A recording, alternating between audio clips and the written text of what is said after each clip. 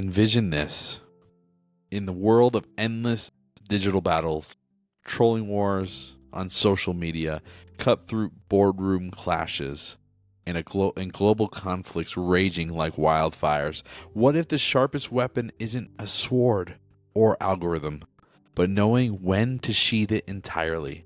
Lao Tzu's piercing wisdom in Chapter 31 of the Tao Te Ching through John Minford's lens declares weapons as cursed omens, victory as a somber funeral, and true power in choosing peace over pride. For today's seekers drowning in hustle and hostility, this 10-minute dive reveals how embracing restraint could silence your inner chaos, heal relationships, and navigate modern mayhem with effortless grace. Curious how ancient restraint outsmarts today's aggression? Let's uncover it together. Chapter 31, the Tao Te Ching, John Minford's version here, Instruments of Ill Omen.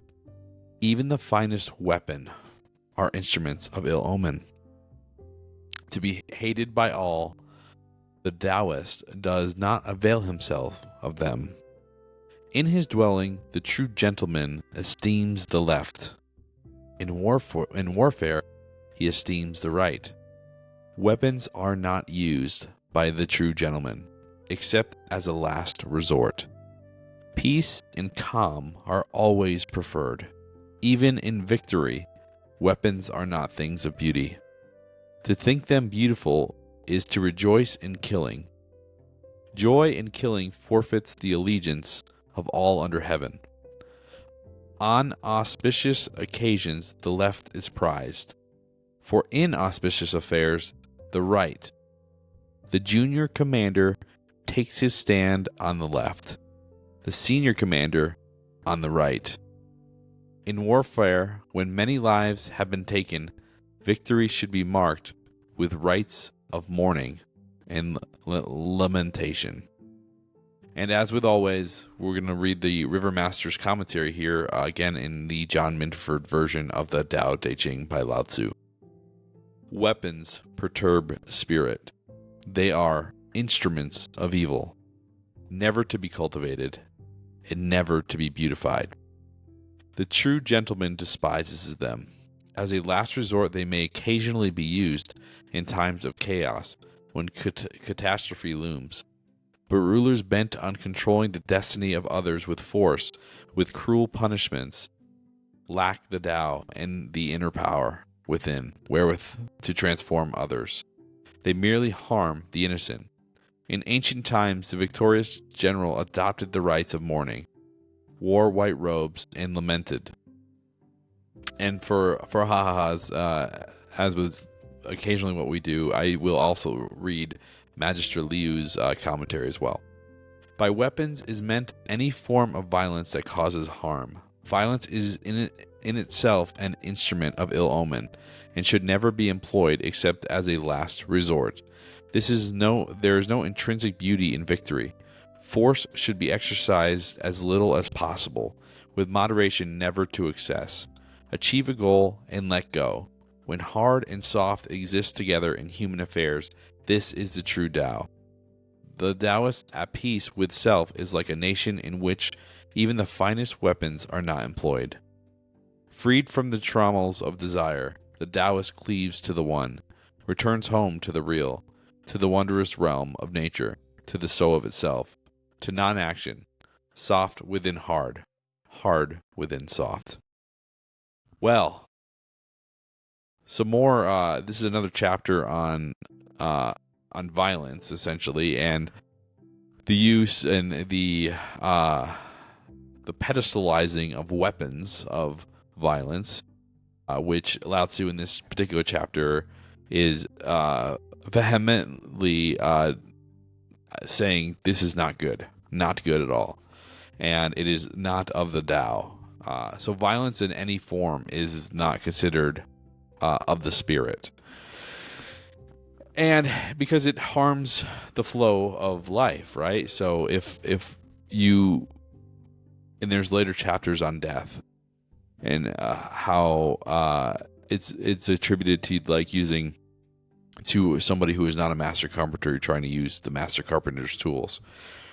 Death is a tool to be used by death and death alone, and to allow the flow to happen naturally is to not take death into your own hands.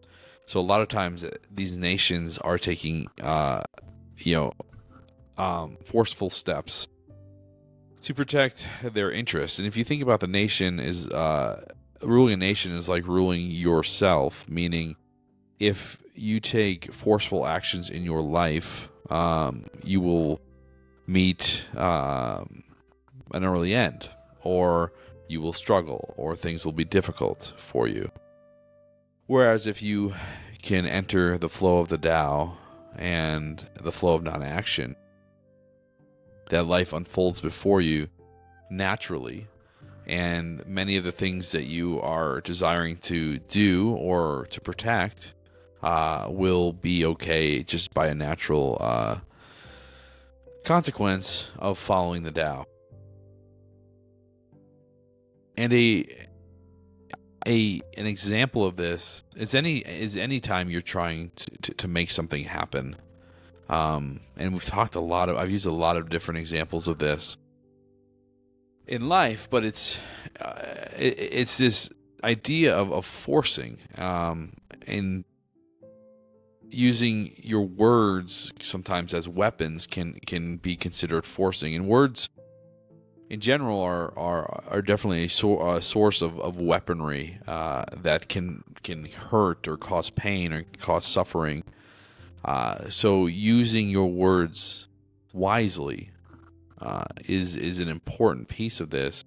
And if you think about when you've ever told somebody something out of anger, and the words came from an angry place, and they were cutting, and they were hurtful, and they could have impacted this person for a long time in the future. So think about this. If you use your words in a negative way, I've heard the example of if you chastise a child for something, right, and you hurt the spirit of that child by creating some sort of negative traumatic event or belief in their world. And by doing that, now you have created this impact on their life for potentially their entire lifetime if they don't become aware of this negative impact that you had on them, or trauma, or outright reject that traumatic event, which is also almost a form of violence. For them, they the true key to get to integrate that is to identify it, to experience the emotions that were caused, that those negative words caused in the person that's traumatized, and then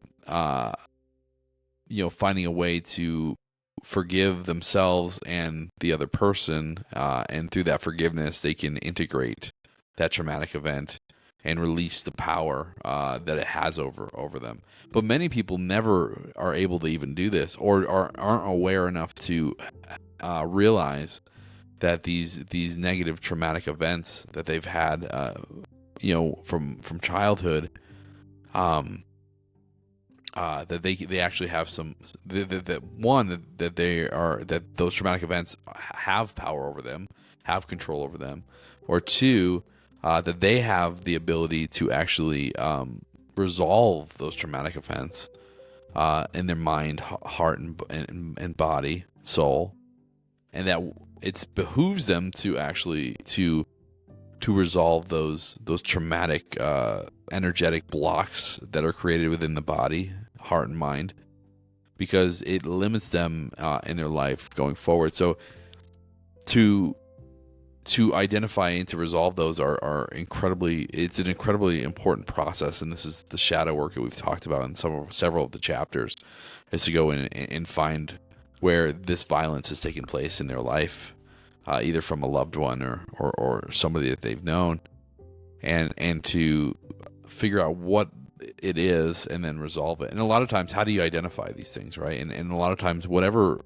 issues you're having in your life that seem to be like, generational curse or some sort of family curse, or maybe you have an issue with relationships or money or whatever. Like that's the flag that there's an issue there. So you have to go in. The process is that you go into this thing, whatever the symptom is, if it's a money issue, relationship issue, a health issue, etc., etc., etc. And you identify that, and then you ask yourself, well, what is causing this issue? And if you're in a meditative, reflective state, you'll start to get answers, and and then you ask yourself more questions. You say, okay, well, what? Okay, so this was a traumatic event. Okay, what was a traumatic event? And then you figure out what the traumatic event was, and then you say, okay, what about this event? Has what belief is underneath this event that has caused me to kind of have these negative spirals in my life?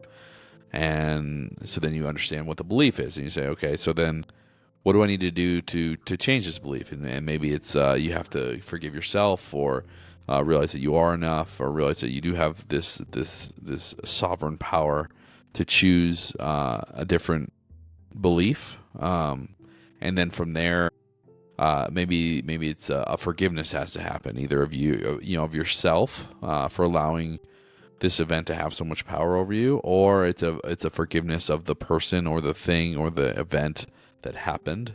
And it's a very it's a very aware choice, right? It's a conscious choice that you have to make to say, I choose to forgive. And then when you do that from a whole heart, and that you choose to forgive yourself or whatever the situation is, you'll see that there'll be almost like this weight lifted off of you. You'll feel it. And so you may have to do this a few times with the same trauma, right? So you may like forgive yourself and say, okay, and then you move on, and then you go, maybe months or a year later, you're like, wait, I'm still having some sense of this. You might have to go back into it and kind of relive it or understand it again from maybe a different perspective, and then another level of forgiving. And then from there, you'll know when you've really integrated this trauma, because whatever the event was won't have an emotional draw towards you. Like it won't, like if you think about the event, it won't be like, oh my God, I still feel like tense, or I feel frustrated, or I feel fearful, or you feel some sort of negative emotion because of the event when you think about it. So when you don't have that reaction to it anymore, that's when you know you've completely transmuted it and integrated it into your being. So hey, this has been a fun chapter, an interesting chapter. If this resonated with you, please like and subscribe to the channel. This only helps our channel grow and to be able to get more of this information out to more people. And because this type of stuff helps to align you internally with your thoughts, feelings, emotions, and beliefs, and helps you to be a better, more whole, more integrated person out in the world. So again, this is the Boundless Sovereign YouTube channel. Thanks for joining us, and we'll see you in chapter 32.